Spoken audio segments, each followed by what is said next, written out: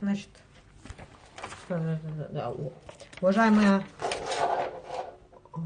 избиратели, значит, сейчас мы подведем итоги голосования,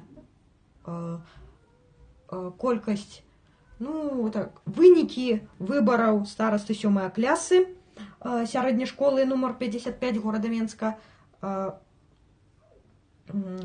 Значит, колькасць адданых галасоў за кожнага кандыдата. За кандыдата Журова аддало 14 галасоў, альбо 52,9%. За Глинскую проголосовала один выборщик. Супраць усіх проголосовало 11 выборщиков. Явка склала 100%. Ну, альбо 26 человек. Значит, ну,